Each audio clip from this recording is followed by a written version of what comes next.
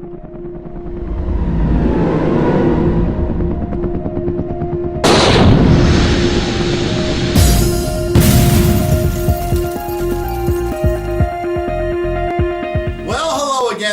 to the Sports Box, where the only opinion that matters is right freaking here. I am Mike Galetta, aka Hamilton Mike, along with my partner Brian the Ranger Tard, to bring you another solid NFL special that we told you we're going to deliver. 32 NFL fans and 32 teams.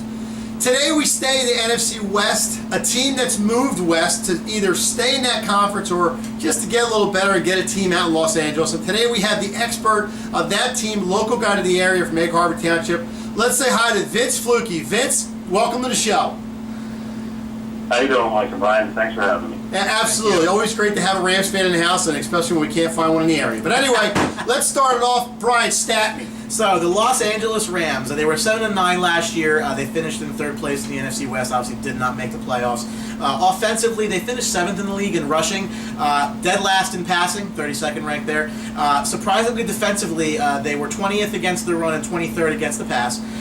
In the first round, they did trade up in a big deal with Tennessee to get the #1 overall pick. Take Jared Goff, quarterback out of California. Not a lot of free agent acquisitions. They did lose Nick Foles in free agency. They did cut him recently. So the NFL's back, as Mike mentioned, in the city of Angels. The Rams coming back to Los Angeles, leaving St. Louis where they've been for a number of years. They did draft Jared Goff again to be the new face of the franchise. They had traded previous #1 overall pick Sam Bradford to Philadelphia for Nick Foles. They did have a second-round pick coming their way as well in that deal. And one would say that even though they've lost Foles recently, they probably still won that deal, getting that second-round pick. Hand over fist, yeah. Absolutely. The big trade with Tennessee gave up 2 1s, 2 2s, and 2 3s to move up from 15-1 to go ahead and get Goff. And again, defensively, they were surprisingly ranked lower. I mean, the Rams are known to have, I think, a better defense than maybe they've shown. But it's all about Todd Gurley this year. He's the straw that stirs the drink on that offense. Highly regarded running back. He's going to be the center of what they do offensively. So, Vince, Jared Goff's the storyline. What do you expect to see from this kid on day one? He's got a lot on his shoulders. Say that again, Brian? I couldn't hear you that well. Not a problem. So Jared Goff was drafted very, very high, coming in with a very high pedigree. What do you expect from this kid on day one, given how much he has on his shoulders going into this season? Well, I hope it's not another reoccurrence of my buddy Sam Bradford. Although Bradford was a good quarterback, it actually wasn't his fault. And I hope the Rams don't make the same mistake with Goff. Bradford was drafted and brought in. There was nothing around him except for running backs. And that's kind of the same scenario that Goff finds himself in. So I hope in the future here, it doesn't look like it's going to happen this year, with the Rams having Kenny Britt back and Tavon Austin as their 1 and 2. They try to get some help in the draft. Looks like Farrah Cooper is probably going to end up as the number 3 receiver, but certainly none of those guys carry it. So, do I think Goff will be okay? Yes, I think he'll be able to, once he understands the offense. I mean, right now he's not the number 1, although fully expected to by season opener, but he's not taking over #1 snaps. Case Keenum is still doing that. But obviously they drafted him to make him the face of the franchise, so you'll see him sooner than later. But I think he'll be able to hit open targets. Again, the problem is the Rams wide receivers are not going to be able to get separation like they haven't for the last 6 to 8 years. So it's going to be a heavy load on Todd Gurley. He'll take some of the ease off the top. And actually, the Rams, I believe, they only gave up 13 sacks last year. Now, that was a little bit of a match because, obviously, they ran the ball a ton. Mm-hmm. But I think Goff will be fine. Like, he'll obviously have his growing pains as a rookie. But he needs help, bottom line. No, absolutely. And they really haven't had a big receiving corps since the greatest show on turf. They just haven't really addressed it that much. But so you live in the area. Obviously, we live in Eagles country. They did go Jared Goff over Carson Wentz. Is that the decision that you would have made as well? Would you rather have had Wentz, or was Goff the right pick there? It was really a coin flip. I mean, I didn't the research wasn't on, but obviously the powers that be know more than I do with that. But I could have went either way. I guess I was favoring Goff a little bit, but I certainly would not have been disappointed either way. I think Goff was the move for them. And I think it's going to be a little bit more pressure on Todd Gurley this year to see how he handles it because, like you said, Vince, the receiving corps hasn't been that good since the greatest show on turf. I think Grove's got a lot on his shoulders, but that defense this year, I think that defense is going to be stifling this year, so that's really going to help them out in the long run. You look at who they lost on defense, and if you don't really know the Rams, you're going to say, wow, I can't, I don't know how they're going to recover from that. They lost Long and Laurinaitis, Janoris Jenkins, they lost their safety too, so they lost a ton, but they've had some really, really good defensive drafts the past 3 or 4 years, so they're pretty stacked. And I'm going to give you a little bit of a surprise player.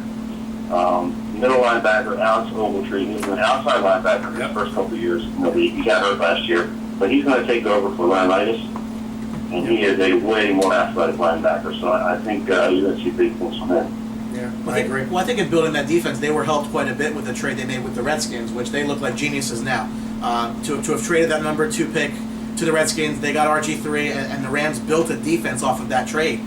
So obviously, good job by them. Yeah, and I'm going to ask a little off-the-wall question here, Vince. I know obviously you don't get out to a lot of games being in St. Louis, but the team being in St. Louis and you in Jersey. But do you think it's a good move them going back to LA from where they started from? I mean, the NFL's been looking to get a team out there for a while now, but was this a good move for the Rams? I mean, you kind of screwed a market in St. Louis, but you built a better one in LA. Well, that all goes on the owner. I mean, I would have liked to see the Rams remain in St. Louis, but I don't know under Kroenke if he would have ever made that team great. He kind of wants what he wants. So now that he's in LA and he can make it bigger than just the Rams, putting a whole complex around it, I think that's going to motivate him more to make the team better, because he has not been motivated to make them a top echelon team the past couple of years. Yeah, I think it all comes down. So yeah, it's a good move. I think it all comes down to money in St. Louis. If you look at the big picture, they're really a baseball town more than a football town. And the last question I have for you, Vince, looking at the schedule, like a lot of NFL teams this year, it seems that the teams we've been talking to so far, the Rams do not have an easy division, so that's number one, and the schedule doesn't give them any favors either. They have games near the end of the year with the Patriots. They obviously travel to Seattle near the end of the year. Early in the year, they play home against Carolina. But being a young team that LA is, and their schedule, the way it's panning out, how do you think the Rams are going to do this year? Well, it's going to be that's a good question. It's going to be a little bumpy road. Schedule was not nice. So we have the first 4 games, division. The last 3 games, all division. Yep. So they start and end with the division, which can be pretty tough when you have a rookie quarterback, especially in the beginning. So they're going to be pretty meaningful games, and not really having a home stadium. Right. You lose a little bit of that home crowd, even though hopefully they're going to get a good turnout, but that's still yet to be seen. So yeah, I would say 7-9, 8-8 on the upside. An interesting. So another 500 year for Jeff Fisher, and he's taking one step closer to certainly being on the hot seat and maybe out the door. Yeah, I agree. Interesting wrinkle in the schedule. I believe that they play the Giants Week 7 in London. That's going to be a 6:30 a.m. start local time out in LA. I'm not sure who's going to wake up to watch that game.